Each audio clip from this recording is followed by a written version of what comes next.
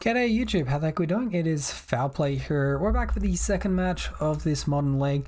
We won the die roll, mulligan to 6 here. Our opponent's done the same. We can keep this light pause hand. It's a little bit risky in the face of not knowing what our opponent is doing. If they've got something like Tron, this hand does boast a turn 3 kill. I think I'm going to gamble, although could be being a little bit greedy. Daybreak Coronet doesn't allow us to have a turn 3 kill, so we'll bottom that. Then we're just looking for one mana source. Alright, looks like our opponent has settled on 5 and we can get the match started with a very slow turn. Oh, Gemstone Mined into Abundant Harvest. This is probably Titan. No, Neoform. Holy crap. Okay, well that's terrifying.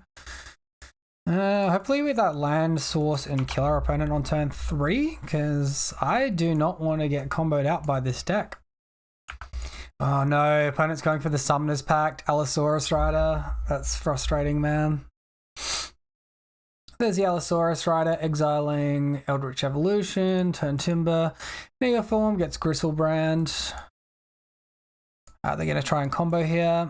Hopefully they don't get there. We get to untap a Nourishing Shell. Alright, we're screwed.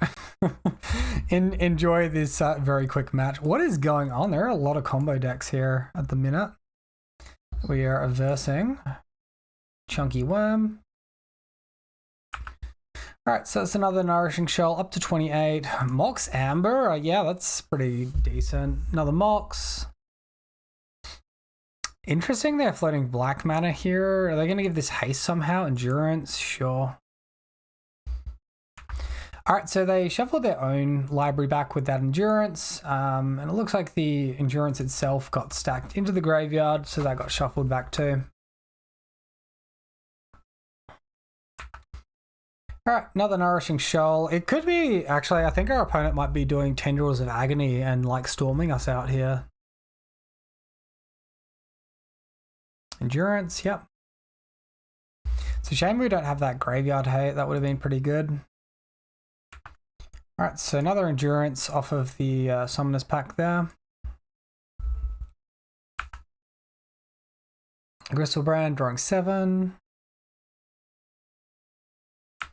We see turn Timber Symbiosis there. Endurance, yep. Another Summoner's Pact, another Endurance. Another Gristlebrand. Alright, so Mox Amber, sacking, Endurance, trigger. I think we know the loop now. I'm just going to fast forward to the conclusion.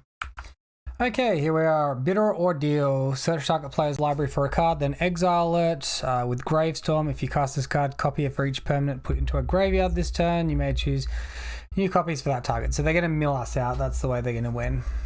Gotcha. So we could play for time, but I'm going to stop the match there. End the game so our opponent doesn't get any deck information. Alright, so here we can see a previous deck our opponent had played in January. So this one didn't have the Bitter Ordeal as tech, but it was essentially the same thing. The Mox Ambers for card draw, even down to the Zuran Orb for life gain. We can see interaction of Beseiju, Pact of Negation. This Fading Hope could be pretty good into our Light Pause as well. Other than that, hopefully we're alright. We'll see how we go. Reminder as well, guys, if you do enjoy this video, find it entertaining, informative, please consider subscribing. So I look to bring in Leyline of Sanctity here. It is good against Bitter Ordeal. It does have to target us. This is going to force them to have the enchantment removal as well.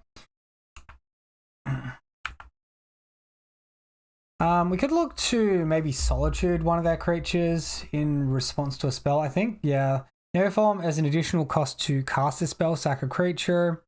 Eldritch Revolution as an additional cost to cast this spell, sack a creature. So they're not going to be super helpful. But maybe removing the Gristlebrand in response to a draw trigger will be. And the other considerations are Chalice the Void on 0 and Gadok Teague, so our opponent can not Nourishing Shoal. So I think we take a fairly heavy approach here. Maybe even take out our Light Pause. We were on the play there and we saw they didn't even get to do anything. I think Gadok Teague is going to be a bit stronger. I think maybe we'll leave the Solitudes out. And then possibly we can just minus like a Spider Umbra, submit that like pretty heavily boarded list. Alright, so here we have two pieces of interaction, a really shit creature. Our opponent could easily beat us with Gristlebrand alone, so I think this is definitely a mulligan. This is looking a lot better. We can bottom one land source, and then we're good to go. Opponent is terrifyingly keeping 7, much to our dismay. Start with this on the board. And that's going to force them to have the interaction, but I mean, maybe I shouldn't even be going Leyline of Sanctity. Maybe I should just leave the light pause in instead.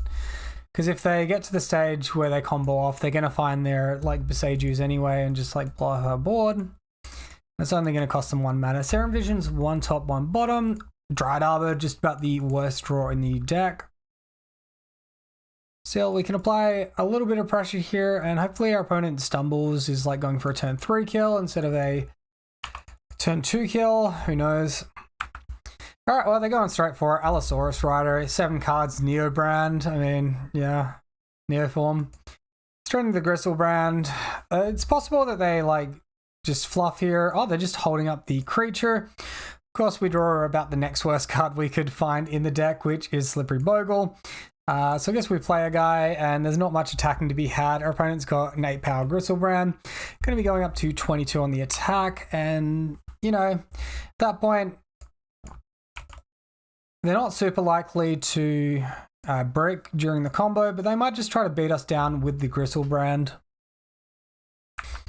Alright, so they've made their land drop after 1 activation from Gristlebrand. Looks like they're going to go to discard. The Chancellor, Gemstone. Well, we can play this one on 0. That's fine. Go ahead and do that. Alright, so that one is on 0. We get an attack in for 6. Unfortunately, we're being like kind of punished pretty hard here for taking out Daybreak Coronet. I don't know, I semi think that's the right thing to do, but maybe not. Maybe I just way overboarded here. Nature's Claim on Ethereal Armor. Yeah, that's how much this Chalice means right now. At least we gain some life, right?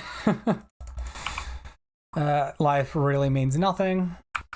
Alright, and here we go. Opponent with Fading Hope bouncing the Dried Arbor.